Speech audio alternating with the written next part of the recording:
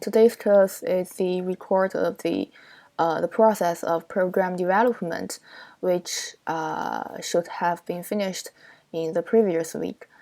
The interactive math tool program is, suppose you are a freelancer developer working for a client who is an elementary school teacher, and they hire you to design an interactive math program for their students. The end users to play on the computer as a simple game in preparation for an upcoming test they will have on the basic multiplication and division with the whole numbers. So basically, the program you design must repeatedly display either a simple multiplication and division problem and wait for the user, which is the students, to answer and check their answer for the correctness after they enter their response with a enter key. Okay, so basically, this whole program it provides the user, which is a student, to a lot of mathematical problems and wait for their answer and compare their answer with the correct answer and check the correctness. Okay. So the math problems are described by the client as follows. Each multiplication problem will have a single-digit operands, and each division problem shall be the inverse of the multiplication problem, so that the answer will be a single digit. And here is some examples of the problems that program might have. And where the letter X represents the multiplication operator, and the forward slash represents the division operator, and the question mark, this character represents what the user might guess for the answer to the math problem.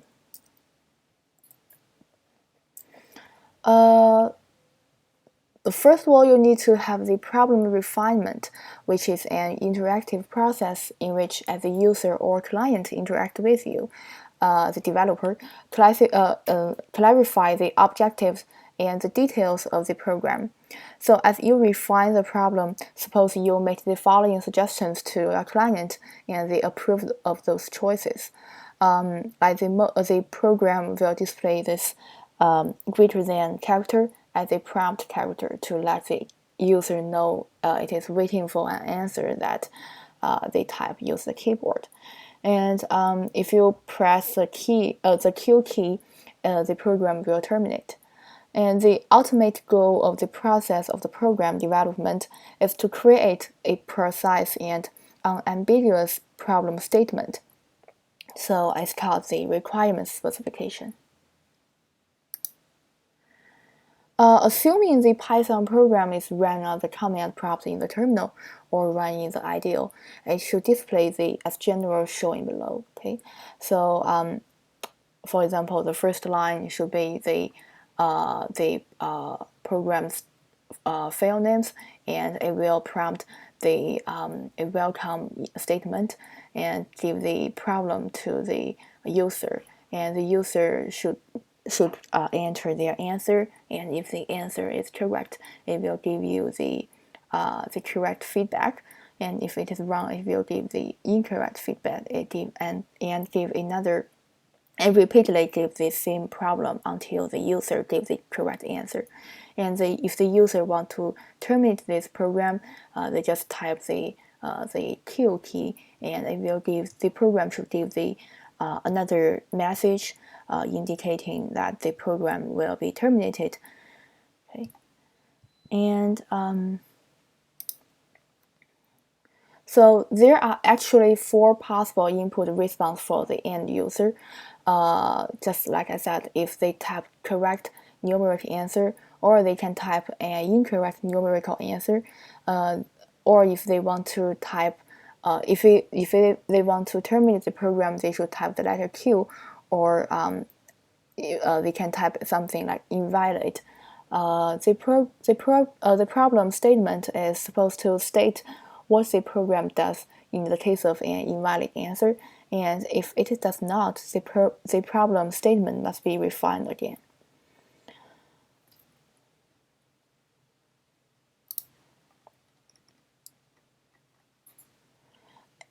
the program should be able to handle invalid user input.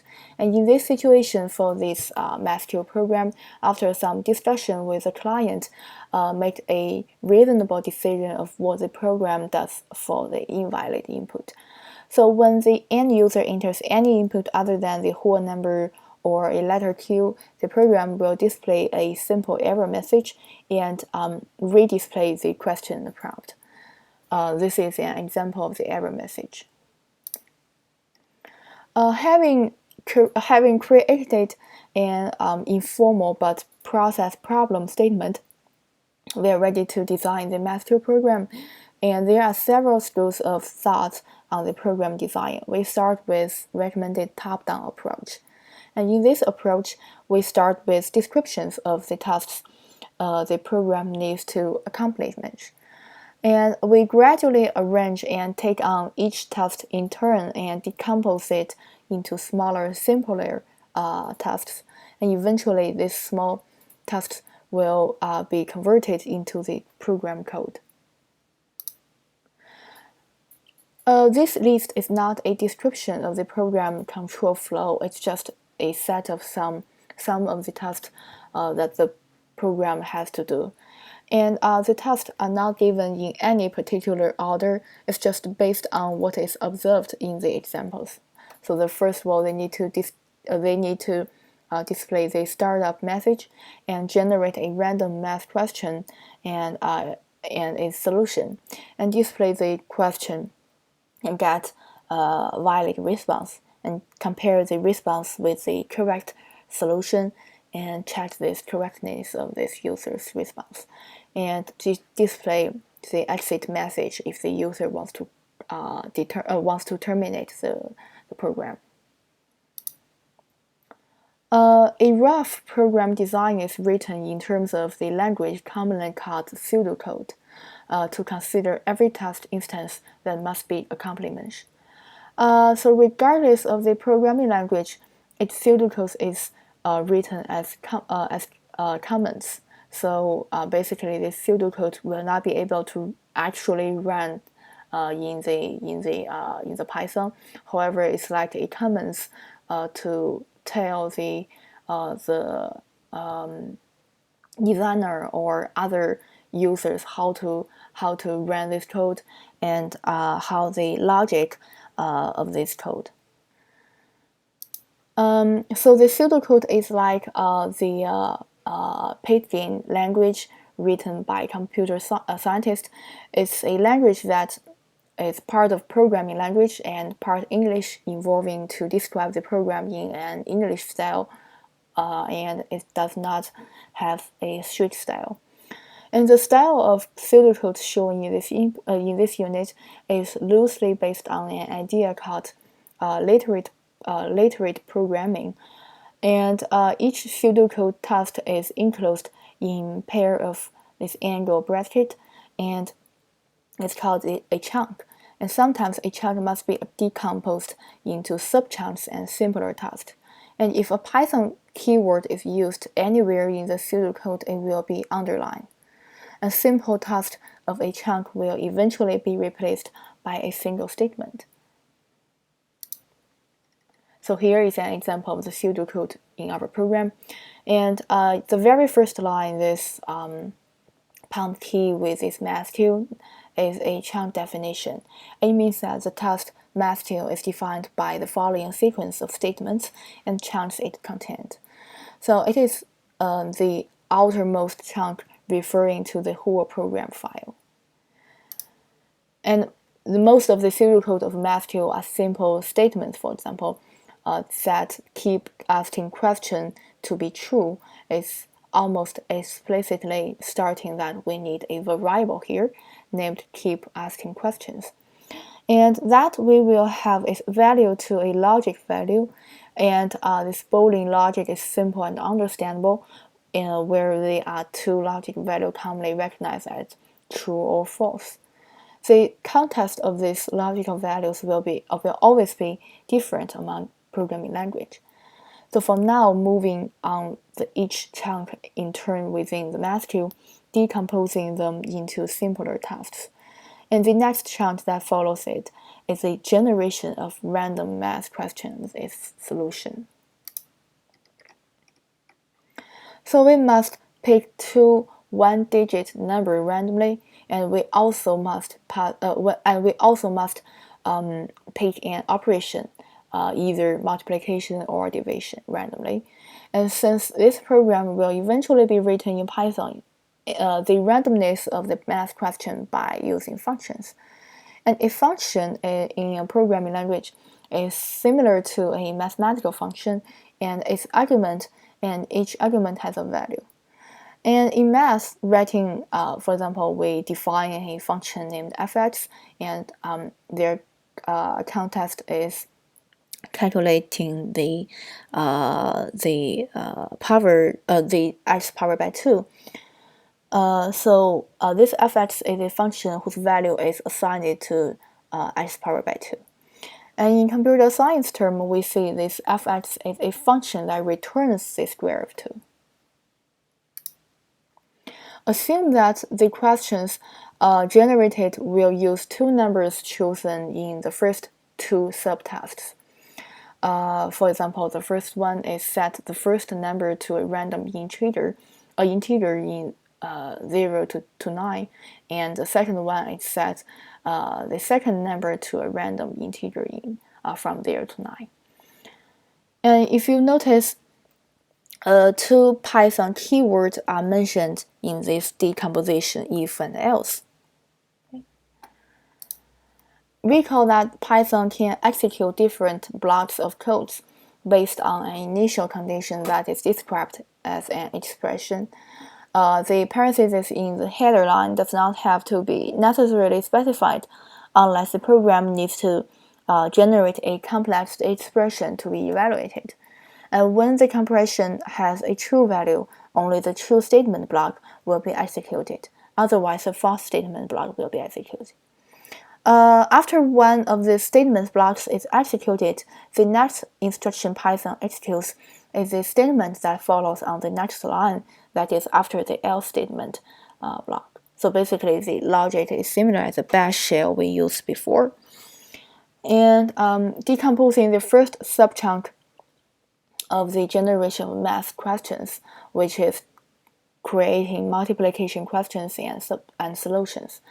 And in this question, the literal word first number or second number will not appear to the user. We're going to use the number and word randomly generated. For example, if the first number we picked is 7 and the second number is 8, the question should be 7 times 8.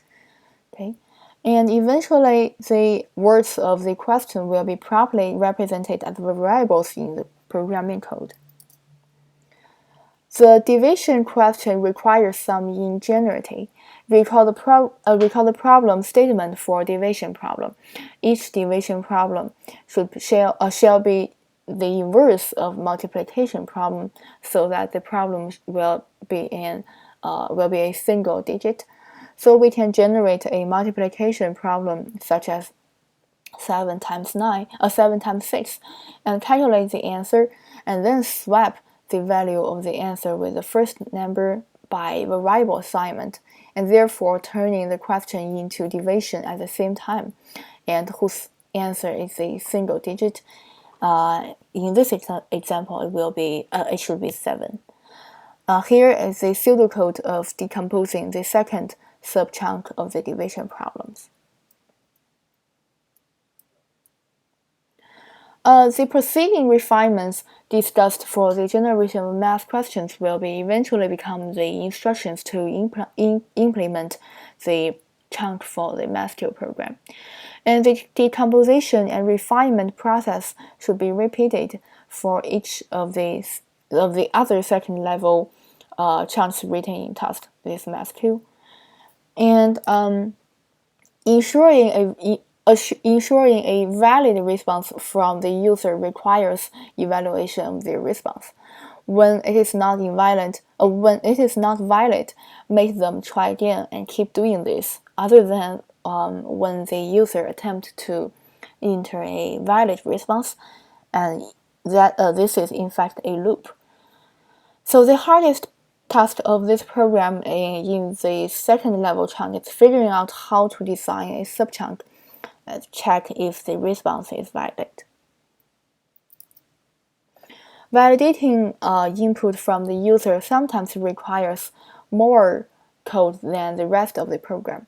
Luckily for the Math2 program, the task is not difficult, and the user is allowed to enter either digits as whole numbers or the letter Q. The subchunk task is meaningfully refined with a specific condition describing what to do for valid and invalid input.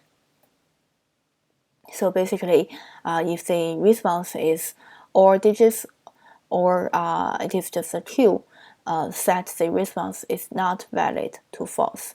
Else, which means if the response is not digits, we need to display an invalid input message. So the check for correctness is to compare the number that the user entered as their answer to the solution generated earlier.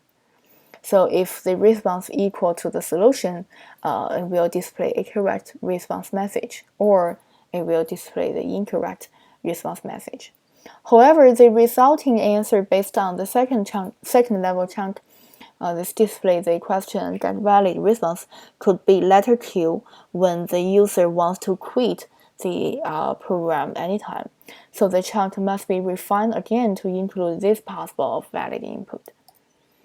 Here is a pseudocode of including the Q in here, and where a variable named that keep asking questions can be reassigned as a new value.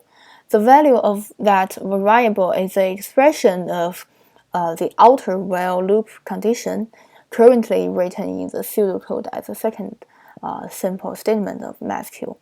This while loop, meaning keep asking questions. And you can run the pseudocode the Math2 program, but it will not do anything because all pseudocode is written as comments, and this style of pseudocode is not written in a legal Python syntax. The Math2 program can be written properly through by slowly converting the pseudocode line by line into a legal Python code. And if you have not fully learned how to run Python, this will be the jointing thinking introduction in learning by examples how to write Python program files. And if you are writing the Python program file Math2 in the terminal, use a text mode editor VI or Nano to write it, and remember to include the interpreter line at the beginning. To write the Math2 program in the Python, we will borrow a few functions from various libraries of code called modules. And we will announce the name of those modules by importing them into a program file at the beginning. So the first one is import random. Basically, this random module can help you to generate the random integers that can be used of defining the questions. And for now, the importation can be thought of as accessing other libraries of code for their functions. We use the functions from them to accomplish the complex task for two chunks. The first one is generating a random math questions and its solution, and the second one is checking if the response is valid. After importing the modules, the Python function called print is sufficient for the first and last task statements to display messages to the user. So if you look at the actual Python code in the last line, which is the print function, basically its print function can accept a arguments, which is a string line you want to output in the terminal. And note that the other level pseudocode are not shown here due to the size of the slide. Luckily, Python has two special reversed keywords for the evaluation of the Boolean logic that can be used as values, true and false. And if you recall the requirements for the Python compound statements, it can execute a block code repeatedly for the condition. Another way to control a while loop is when the expression evaluates to something simple, such one of the Boolean Python values. The parentheses can be omitted in these cases. As long as the value of the expression is true, the statement block is executed, and the condition is retested. And when the expression is reevaluated and it found it to be false, the program continues to the next statement after the loop is exited. The equal sign is used to say the names refers to an object, some pieces of data that Python can process. For now, we just know that those objects are values assigned to whatever we named for our variables. In this case, keep asking questions will be the variable name we will assign to the Boolean Python value true, and it is a good idea to get the habit of reading this without using the word without using the word equals. In Python, a variable is initialized with a value at the place you plan to begin using it. Exactly where to put those variables depends on concept of scope, such as a loop or a particular block of code.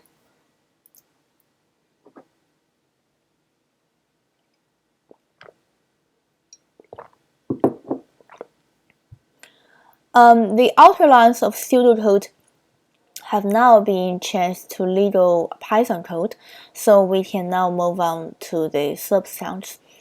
And so note that the level of other pseudocode are now shown here. And if you look at a part of the code listed in here, we can see basically we set the keep asking questions, which is our first variable, to be true, and we set a while loop in here to check if this keep asking questions is true, and if it is true, it will generate a random math questions and a solution, and then display them and getting a valid response, and then check the correctness of user's response. Until the keep asking question is set to be false, this while loop will be ended, and then print a exiting the master program at the end of this program. For the Python master program, we will use a function that comes from a handy pre-installed Python module called random. The random module defines many useful functions for the computer equivalent of doing something at random. Consider this short program. First of all, you need to import this random if you want to use it, and set a list of objects, which is the colors, and print a random choice of these colors, and then random shuffle the color list and print the whole list on the screen. And after importing a module function is always specified using dot notation. So that is the module name is named first, followed by a period before the module function is named. And this choice function take in a collection of objects and randomly choose one. And the shuffle function takes a collection and mixes them up into a random order. And if you run this program several times, you will get different output each time. One of the 5 given colors from the list called colors, and then a list of all 5 colors in a random order. To decide the generation of math questions for both the type, either multiplication or division, and its operands and as random integers, the function we will use from random is called randint, which is basically it's generating a random integer. And this random int works as follows. So first of all, you need to give a two function arguments, say 0 and 9, as in the random integer. And this function will generate a random number ranging from 0 to 9 and returns it. And above the value of this function called will be assigned to the variable rand integer. The importation of whole random module is not truly necessary. The random int can be explicitly called without needing to call the module name random every time. So here is a way you import this module function from the module, and use this Python from keyword to specify what the module is first before importing the function you would like to use from it. Instead of import random, you need to import using from random import randint. And before explicitly naming the function randomInt without its module name. And in here you don't have to type this random before you import the randomInt. For the generation of this math question, the value should be assigned to two variables called first number and second number. Those variables are initialized within the while loop each time we ask a question, since the function randint is used to decide the random integer, each ranging from 0 to 9. And here is the actual legal Python code we used to generate this first and second number randomly. And to choose the operator randomly in Python, the function call would be operator, which is equal to random int either 0 or 1. To return either the value 0 or the value 1, arbitrarily, it has been decided that when the value is 0, we ask for division, and if the value is 1, we ask for multiplication. And here is the actual legal Python code. We assign the operator to be either multiplication or division randomly. And if the if statement here says when the value of the operator equals to 1, the true block statement should create a multiplication question and a solution. Notice the expression operator double equals to 1. To check if the two values are the same, we use this double equals in Python. And when you are seeing this in program, you should read it as equals. And again, just a single equal operators means something completely different in Python, and you should not say equals when you read it. This solution variable should be assigned to numerical answer that we calculate using the integer values that are assigned to the first value and second number. Integers, the data type comes with the method you would expect for numbers, addition, multiplication, etc. And the question variable will contain the text of math question as a string, and the values of any variable in it are substituted in by string formatting.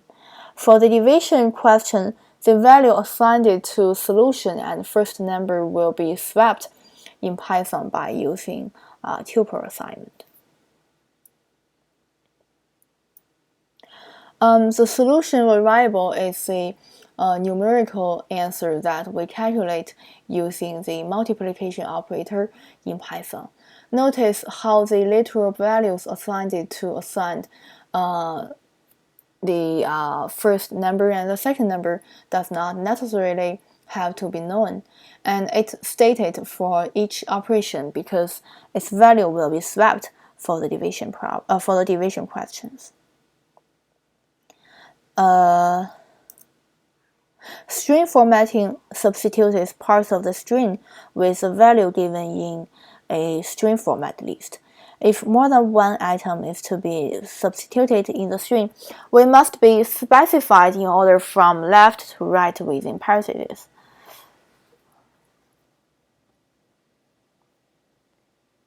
For example, in here, two objects are printed, %s and %d, and here the rest of the code is variable 1 and variable 2. So wherever there is a string formatter operation such as this %s and %d, it will be substituted with a different value of the string format list given after the string formatting character. And the values to replace each string formatter can be strings, numbers, or variables.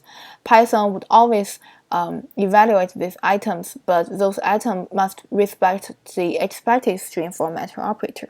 For example, this %s stands for string, and %d stands for the integers. In the math2 program, the questions displays the values assigned to first number and second number.